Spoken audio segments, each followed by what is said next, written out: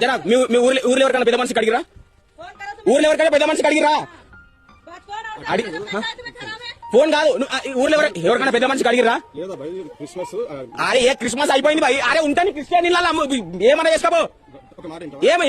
నేనే నువ్వు చెప్పే సొల్లు కదా నేను ఇంటా. నాకు తెలియదా? ఇంకా ఫ్రైడే మీకది మాకవే వద్దన్నప్పుడు వెళ్తాంటే ఎంతమందికి ఇచ్చినా అవన్నీ తీసుకొని పోతున్నాడు. ఎంతమందికి ఇచ్చినా అంతమందికి ఎంత తీసుకుపోతున్నాడు. ఎవరైనా మీరు ఆ చదువు అన్న అంతమంది ముందు చదివి చదువు వాళ్ళకి ఇచ్చినావు కదా చదివి మా చదవని వాళ్ళకి ఇచ్చినావు కదా. మాకెళ్ళవాడే చదువు ఆ చదువు మాకెళ్ళవాడే చదువు ఇక్కడ ఇక్కడ అరే మా రమ్మన్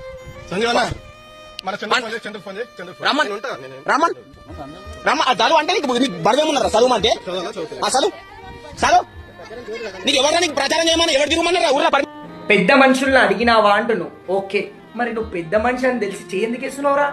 పిచ్చోడువా? దిమాకేమన్నా ఖరాబ్ అయిందా? వాల్యూ రెస్పెక్ట్ ఇవ్వాలి కదా. సరే, రెండో మాట చెప్తా. ఇతడే వెళ్ళి నాదొకటి ఉంది, నాదే ఇది, నా సంఘమే, నా చర్చే, నా దగ్గరికే రాండి అని మాట్లాడిందంటే అది వేరే కథ. ఆయన ఎవరో ఇంకతోనో తన పని ఏందో తను వారమల్లా పని చేసుకుని ఏదో ఒక రోజు తీసుకొని వచ్చి చెప్తుండొచ్చు. అరే నీకు ఉంటే, నీకు కూడా ఉంటే నువ్వు వెళ్ళి నువ్వు ఏదైతే చెప్పాలనుకున్నావు ఆ మంచి మాటలు వెళ్ళి చెప్పొచ్చు కదా. దేవుడు అనే ప్రస్తావన తీసుకోకు. మంచి మాట ఎవరైనా ఏ విషయాన్న నీకు కొన్ని వీడియోలు చూపిస్తా చూడు, నా దగ్గర ఉన్నాయి. నీకు అంత కావాలంటే నాకు కామెంట్ పెట్టు. నేను కూడా అంటే ఒక్కొక్క చోట్ల రోడ్ల మీద పనిచేయటి వేరే వేరే వాళ్ళకి కూడా నేను చూపిస్తా. నీకు నచ్చితే నువ్వు దాన్ని ముందుకు వెళ్ళు. నీకు నచ్చలేంటే దాంట్లో పలాని వాడు నచ్చలేదు పలాంది అని చెప్పు. కులం కూడు పెట్టదు, మతం మంచి నీళ్ళు ఇయ్యదు భయ్య. మంచి మాట చెప్పడానికి కులం అవసరం లేదు, మతం అవసరం లేదు. ఇంకొకటి చెప్పాలంటే నీకు నచ్చిన చోట నువ్వు ఇప్పుడు చాలా మంది క్రిస్టియన్స్ ఉన్న చోటికి నువ్వు వెళ్ళి చెప్పు. మంచి మంచి విషయాలు ఇదో ఇట్లా పలానివి అని చెప్పు. ఏమైంది? చెప్పడంలో తప్పేముంది భయ్య?